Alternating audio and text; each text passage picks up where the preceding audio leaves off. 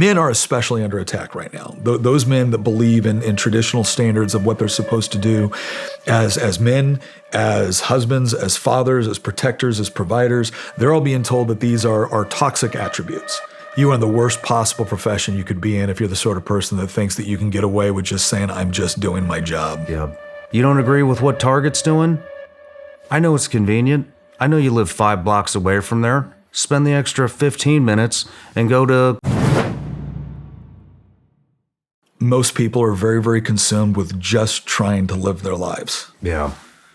And if just living their lives means going along with whatever intellectual absurdity happens to be popular today, they may be willing to accept it thinking it's just a fad, only to wake up too late to find out it wasn't. Do you think it's a fad? No. I don't either. I think I see more and more people starting to speak up about it. I see it in numbers. I see it in ratings. I find my hope hidden in like these small pockets, you know, and I look at media numbers. They're sinking dramatically. You know, it's been a huge downslope since 2020, and it's spiraling out of control. I feel like now that they're just grabbing onto anything they can possibly get to try to get them numbers. And, you know, and then I look at things like, we're both podcasters. We look at the top podcasts, all the top podcasts, not all of them. A lot of them are talking about things like this, when that gives me hope, you know, to see like the things that you can't, I mean, I guess they could fudge them, but they're not being fudged 100% yet. And you're seeing, you know, you see the Bud Light thing, you see the Target thing, you know, and that gives me hope. I think but I agree with you, you know, what's the old saying? Evil prevails when good men do nothing. Yeah. And even just people always want to know, I mean, I'm sure you get it on your podcast too. You know, what can I do? What can I do? What can I do? Well, start talking about it. Yeah. Quit listening, or don't quit listening. Yeah. But start talking about it. Bring it up, you know, and especially with, you know, what really gets me is like when I hear it from cops and military guys. Look, man, I'm just doing my job. I don't give a shit, dude. Get a new job. Yep. You are in the worst possible profession you could be in if you're the sort of person that thinks that you can get away with just saying, I'm just doing my job. Yep. Just because I don't think it's a fad, and just because I do think it has gained far more prominence than we realize, doesn't mean I'm not hopeful. And the reason why I am hopeful is because I actually don't think it's going to take as much as a lot of people think it will to beat it back. My concern is where they're going to look to do that. And I think a lot of people will look at it, a lot of people that, let's say, more on the conservative or even more of like the libertarian side, less the libertarians, more the conservatives, are like, well, if we just elect the right people. Yeah. Look, I'm an elected official. I'm not telling anybody politics isn't important. But, you know, as we talked about at one point, if you are waiting around for a politician to preserve your liberties or to protect your family or to protect you, you're a failure. And I don't know how else to put it. Yeah. My job, and here's the part too, because men are especially under attack right now. Those men that believe in traditional standards of what they're supposed to do as men, as husbands, as fathers, as protectors, as providers, they're all being told that these are toxic attributes. And it's like, no, when you look at things like aggression, when you look at things like a capacity and a capability for violence, those are not toxic in and of themselves. They're morally neutral. And I will tell you this, if the good guys don't know how to use those things, they're going to be ruled by the bad guys.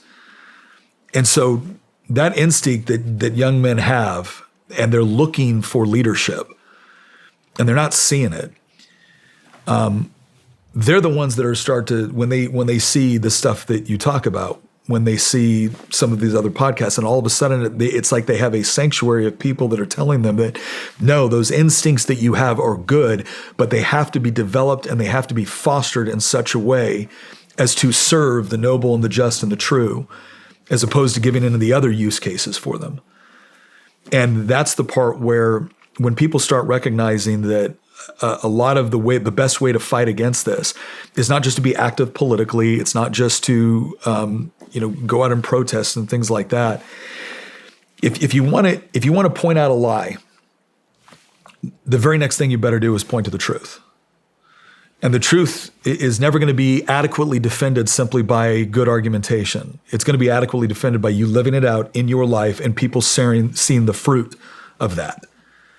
Like, we did these things. We told culture to go pound sand, to piss off, and we adopted these things that we knew that were going to be true with the way that we ran our marriage, with the way that we raised our kids, with the way that we raised our business, with the way that we conducted ourselves with our friends, with our family, with our community.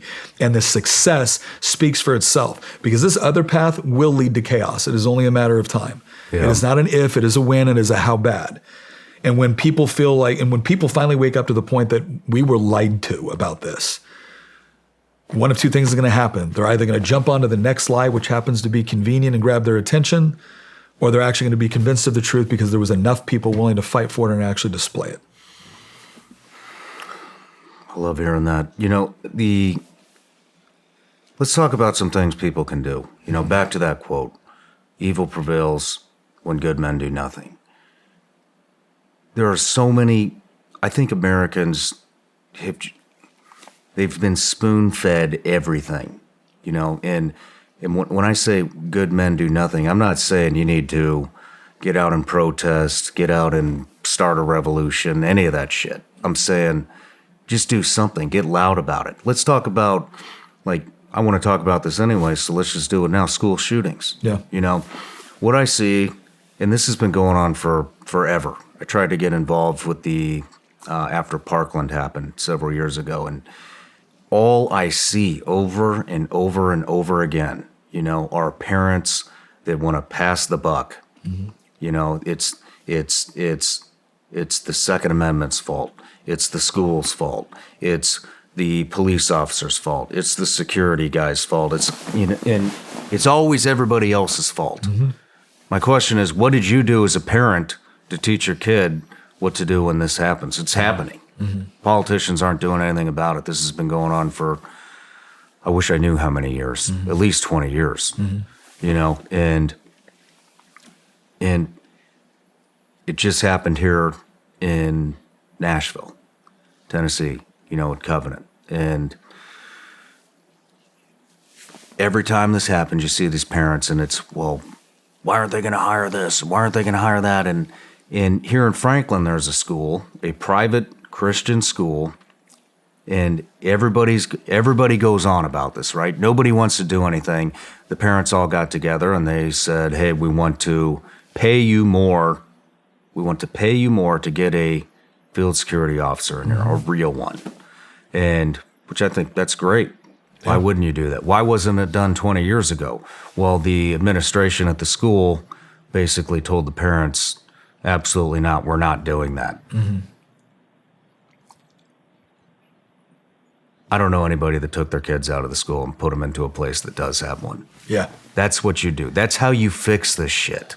Mm-hmm. You remove your kid from the business that you're supporting, the school, mm-hmm. and put them into a school that's doing the right thing. Yeah. And then when they have no more students, they'll realize they're going to go broke and starve, and maybe they'll start doing the right thing, or they'll stay on their high horse and starve. You know, but it's little things like that. It's, you don't agree with what Target's doing? I know it's convenient. I know you live 5 blocks away from there. Spend the extra 15 minutes and go to Walmart or go to whatever store that's not pushing that agenda. But they don't do it. Hey everybody, I'm Shawn Ryan. Click here to subscribe to the Shawn Ryan Show YouTube channel for the hottest and most compelling interviews that you will not see anywhere else. I've also made a playlist of all the previous SRS episodes so they're easy to find. You can find that right here.